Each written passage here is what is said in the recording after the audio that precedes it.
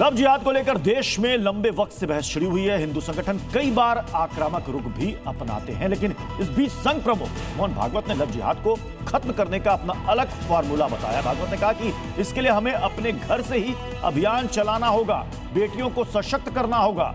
Love जिहाद के इसी भागवत फार्मूले पर होगी आज बड़ी डिबेट, लेकिन उससे पहले यह रिपोर्ट आपको दिखा।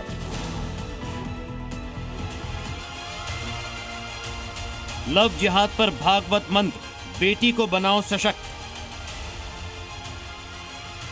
धर्म संस्कृति की शिक्षा बेटियों को देगी सुरक्षा। पहचान छिपाकर, तरह तरह के लालच देकर बेटियों को अलग अलग तरीके से ब्रेन वॉश करने के मामले लगातार सामने आते रहते हैं। हिंदू संगठन इसे लव जिहाद का नाम देते हैं और बड़ी चुनौती भी मानते हैं। कई राज्यों में धर्मांतरण को लेकर कानून हो या हिंदू संगठनों के अभियान, अलग अलग तरह से लव जिहाद को रोकने के अभियान चलाए जा रहे हैं। इस बीच आरएसएस प्रमुख मोहन भागवत ने लव जिहाद को रोकने का अपना फॉर्मूला बताया। महिलाओं को तरह तरह के निर्बंधों में सुरक्षितता के लिए डालना पड़ा। ऐसा डालने के बाद, वो परिस्थिति जाने के बाद वापस पहले तरीके पर आना, ये समाज ने नहीं किया। क्योंकि आक्रमण होते समय तो समाज को समझाने बताने वाले लोग थे, लेकिन आक्रमणों के बाद वो लोग बचे नहीं। ये सब सिखाने वाले अपनी व्यवस्थाएं ध्वस्त हो गई। तो महाभारत काल के 1000 बाद ये धीरे धीरे ऐसा होने लगा, 1000 वर्ष पश्चात।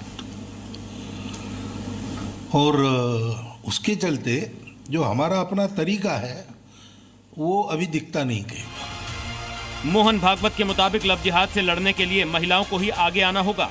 घर में बेटियों को ऐसे संस्कार देने होंगे कि वो किसी और के बहकावे में ना आए।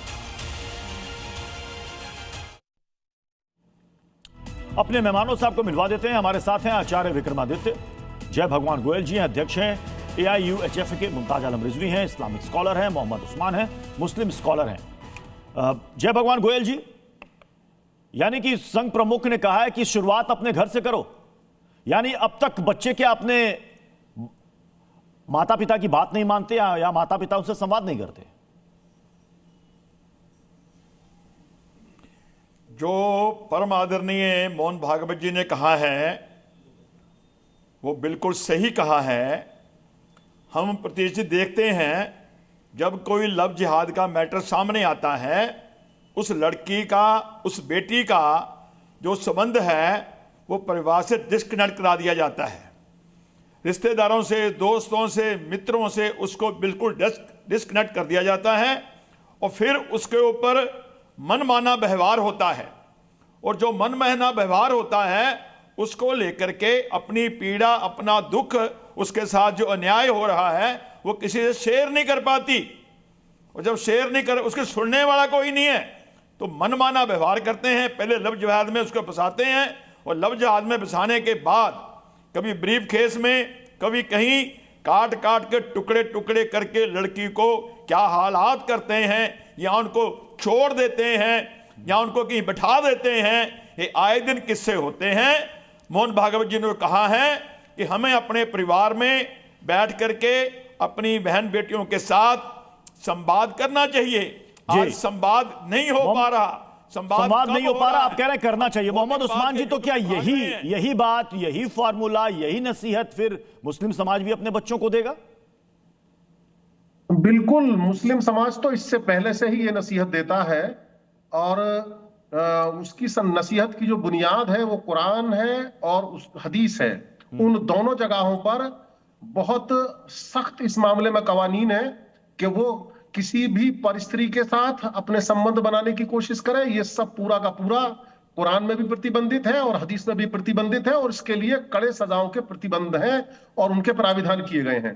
लेकिन अफसोस की बात यह है कि अगर हम तमाम लोगों को एक साथ इकट्ठा करने की बात करूं, मैं केवल धर्म के आधार पर अगर बात ना करूं, तो यकीनन हमारी नई नस्लें धर्म से कहीं ना कहीं दूर हो रही हैं और इस धर्म के विरोध में इसे नुकसान पहुंचाने के लिए पाश्चात्य संस्कृति जब से हावी हुई है तो वो खासकर हमारी इस भारतीय संस्कृति को नुकसान पहुंचा रही है और इन तमाम चीजों को जिसमें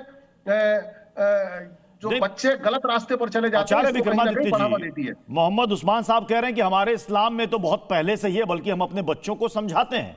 जो भागवत जी ने अभी कहा कि हमें संवाद करना चाहिए, कह रहे हैं संवाद तो बहुत पहले से है। अगर संवाद पहले से है तो फिर लव जिहाद के इतने मामले क्यों आते?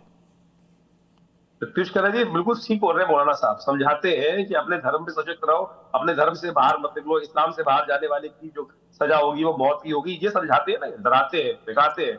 हिंदू सिस्टम जो है वो बहुत व्यापक है, हर एक से प्रेम करना सिखाता है, सबके साथ रहता है। लेकिन वहां समस्या क्या है कि बहुत सारे बहरूपी आ जाते हैं। अभी आपके चैनल ने कुछ वर्ष पूर्व, आपके चैनल के जो हेड है उनके सानिध्य में एक पूरी स्टिंग ऑपरेशन हुआ था, जिसके अंदर रेट तक निकले थे 5 लाख रुपए, 10 लाख रुपए।